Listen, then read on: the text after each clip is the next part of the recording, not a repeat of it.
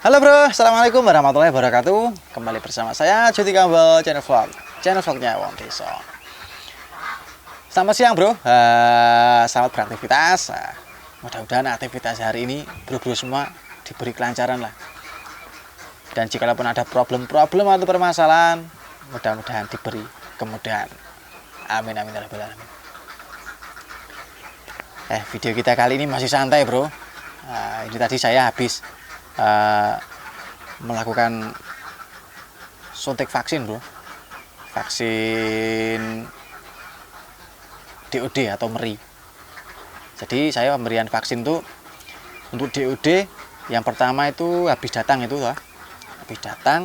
saya langsung kasih vaksin tetes.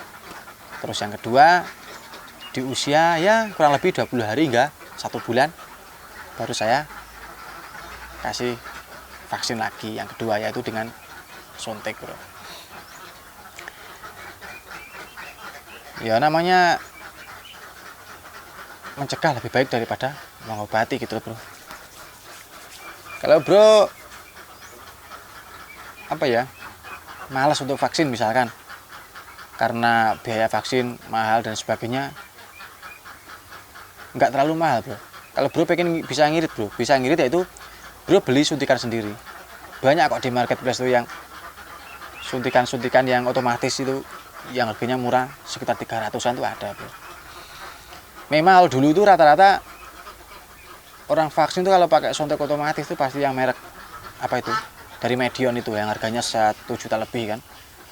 Jadi tidak semua punya. Tapi kalau untuk sekarang tuh bukan alasan bro untuk kita tidak melakukan vaksin dengan alat yang harganya terjangkau, bisa dilakukan sendiri gitu loh bro. Ya mau tidak mau bro, vaksin itu menurut saya sangat penting ya. Apalagi kita hampir semua setelah mengalami COVID-19 kemarin, saya rasa sudah banyak yang tahu tentang vaksin dan tentang virus dan sebagainya gitu bro. Dan tentang dunia farmasi mungkin benar-benar banyak yang mempelajari dan tidak seperti dulu ya. Dulu kan kita kan gaptek, nggak terlalu informasi apa atau farmasi itu apa atau fungsinya vaksin dan apa atau virus itu sebenarnya seperti itu. Jadi sangatlah penting karena kita berada di dalam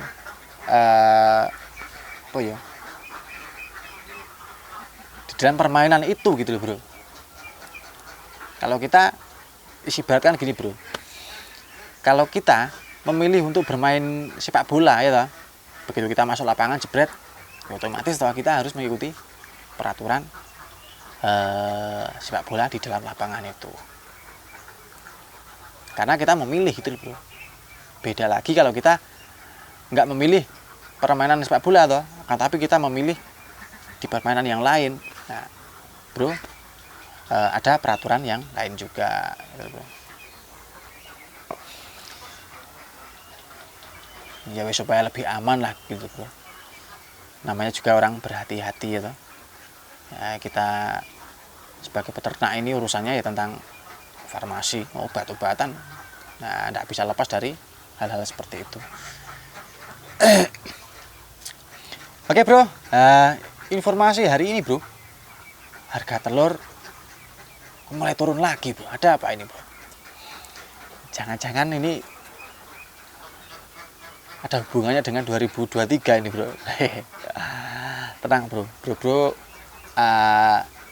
jangan terlalu panik bro.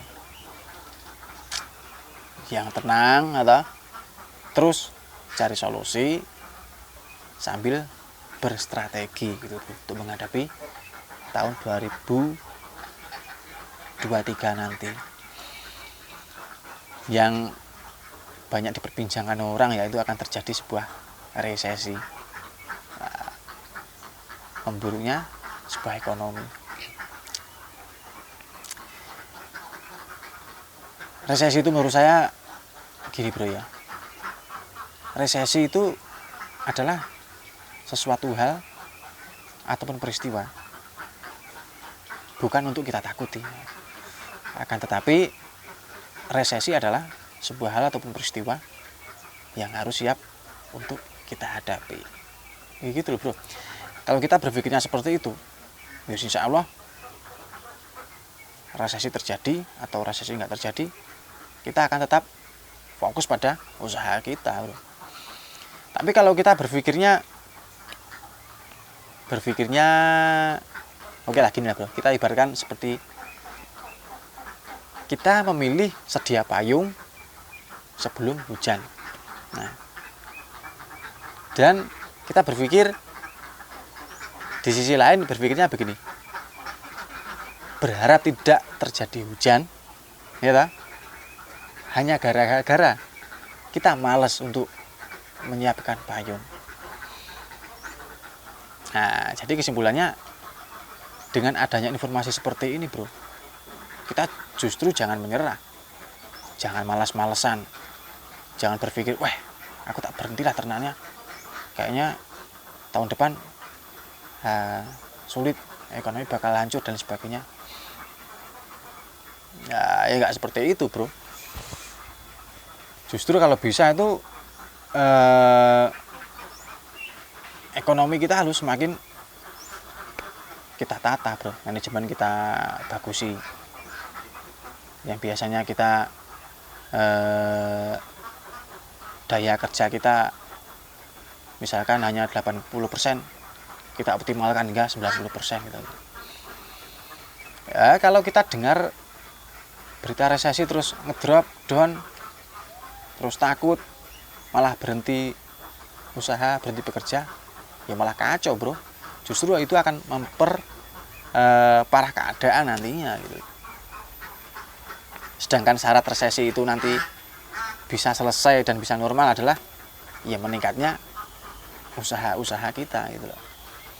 Di bidang perekonomian kita yang meningkat, yang membaik, yang bagus, yaitu akan segera menyelesaikan istilah katanya resesi itu tadi gitu loh. Hanya istilah kata sih belum menurut saya. Lah apa loh yang ditakuti wong kita loh. Sering tuh bro mengalami harga telur yang anjlok gitu, harga pakan yang naik. Bisa hampir-hampir seperti itulah bro. Akan tetapi soal waktu, yang biasanya dulu tuh harga telur anjlok mungkin paling lama 1 bulan gitu. Ya, yang mungkin di saat resesi itu bisa lebih panjang lagi. Makanya untuk sekarang kita masih ada kesempatan untuk mempersiapkan strategi ke depan bro. Misal salah satu contoh misalkan bro bisa mengira-ngira sendiri ya, kalau dirasa bebek bro untuk sekarang ya produksinya kurang bagus gitu. Nah, dan kebetulan bebeknya banyak yang tua, nah itu bro bisa melakukan seleksi bro.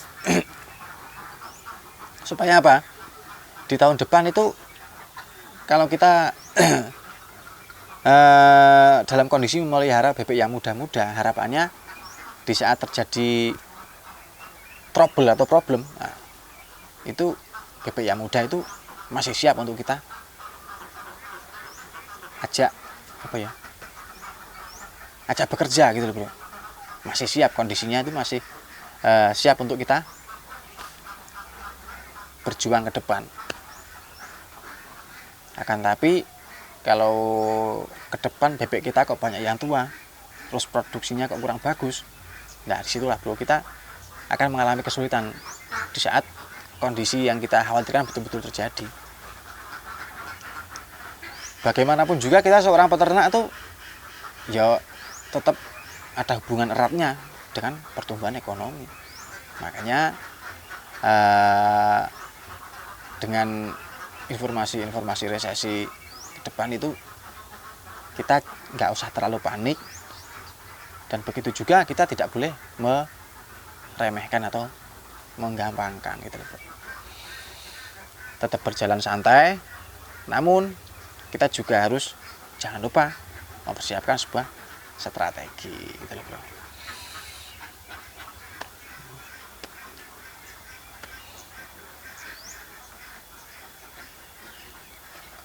Dan menurut saya soal resesi ini dibanding pandemi virus corona kemarin tuh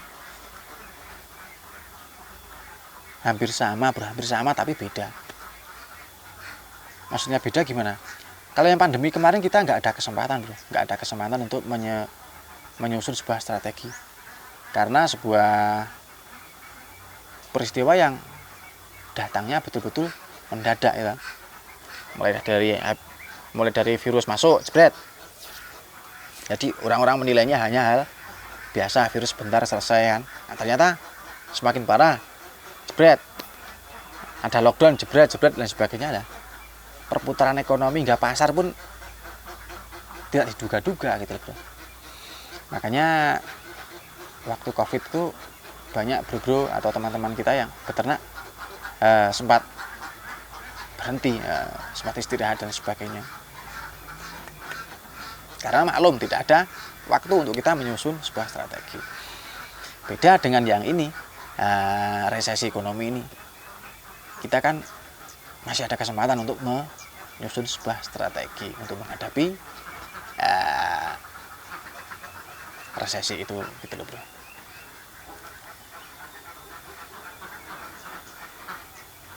Ya namanya resesi itu ya wis bagian dari perputaran atau pertumbuhannya sebuah ekonomi bro, dan itu pasti ada.